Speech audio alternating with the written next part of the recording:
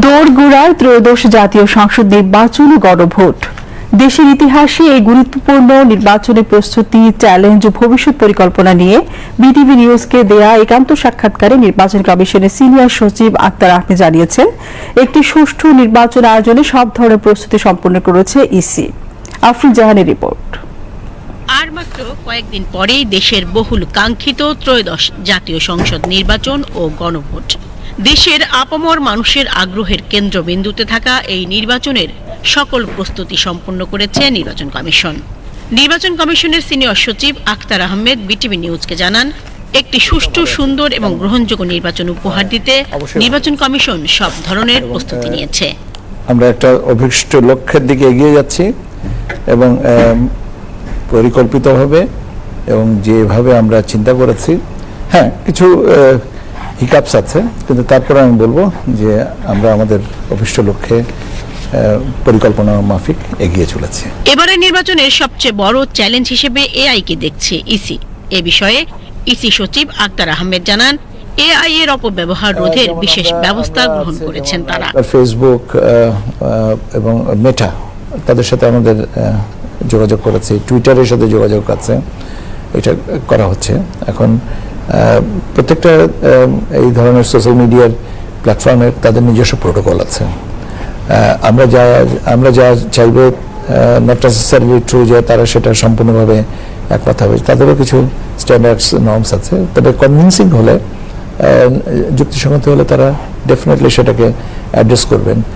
মেটার সাথে আমরা মিটিংটা আছে আমাদের সামনে, টুইটারের সাথে আমরা মিটিং করেছি এবং মোটামুটিভাবে এটা মেটার কভারেজটা সবচেয়ে বেশি। এখন অপতথ্যগুলো এর মাধ্যমে যদি হয় তাহলে ডেফিনেটলি তারা আমাদেরকে হেল্প করবেন, অ্যাসিস্ট করবেন, যাতে এই জিনিসগুলোকে আপনার সরিয়ে দেওয়া হয়।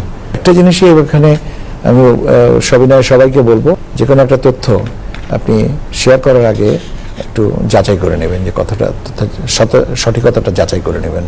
তাহলে জিনিসটা দেখবেন যে অনেক কিছু আপনি নিজেই দেখবেন, if you we apply our mind, যে এটা কি হতে পারে। বা এটা যেমন একটু আগে আমি একটা টেলিফোন কল যাচাই করে নিয়েছি। আমাকে এক ভদ্রলোক টেলিফোন করেছেন একটা পরিচয় দিয়ে। আমি ওই দপ্তরে আমার সহকর্মীর কাছে জিজ্ঞাসা করেছি, এই নামে এইখানে কেউ আছেন কিনা। বলে হ্যাঁ আছেন। তিনি আবার আমার থেকে এক ধাপ এগিয়ে যে বললেন, উনি সেই ভদ্রলোকের কাছে জেনে আমাকে জানাবেন যে ওই ফোন কলটি তিনিই করেছেন কিনা। তো এইভাবে এখন আমার হয়তো এই সময়টুকু আছে, বা আমি হয়তো ওইভাবে চিন্তা করেছি। সবাই যেভাবে চিন্তা করবেন তা না, কিন্তু এই সচেতনতাটা আমাদের ভিতরে যদি ডেভেলপ করে, যে চেক বিফোর শেয়ার, তাহলে আমরা অনেকটাই লাভবান হব।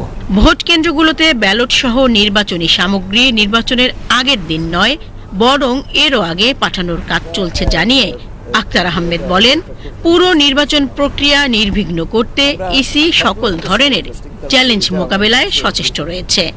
আমরা ব্যালট পাঠানো শুরু করেছি। আমরা জেলাভিত্তিক যে ব্যালট কনস্টিটিউয়েন্সি, ওই জেলার যে কটা কনস্টিটিউয়েন্সি আছে, ওটা যদি ব্যালট প্রিন্টে হয়ে যেয়ে থাকে, আমাদের এক একটা ব্যালট বইয়ে 100টা করে ব্যালট থাকে। আমরা যে পরিমাণ ব্যালট সংখ্যাগত হিসাব করে আমরা জেলার ব্যালট যদি প্রিন্ট হয়ে যেয়ে থাকে আমরা পাঠানো শুরু করেছি। কেন শুরু করেছি এই কারণে যে আমাদের এই প্রক্রিয়াটায় যেন প্রবাহটা সঠিক থাকে। তা নাহলে হয় কি, শেষের দিকে ক্রাউডিংটা হয়, তখন ভুল হওয়ার সম্ভাবনা থাকতে পারে। কিন্তু এখন আমরা যেহেতু জেলাভিত্তিক প্রিন্ট করছি, অর্থাৎ জেলারটা কমপ্লিট হয়ে গেলে পাঠিয়ে দিচ্ছি। ব্যালটটা থাকে কোথায়?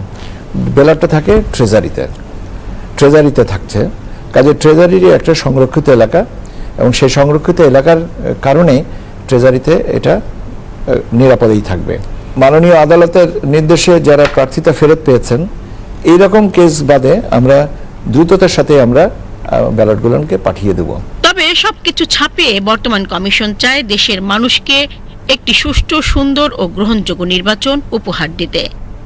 আফরিন জাহান, বিটিভি নিউজ, ঢাকা।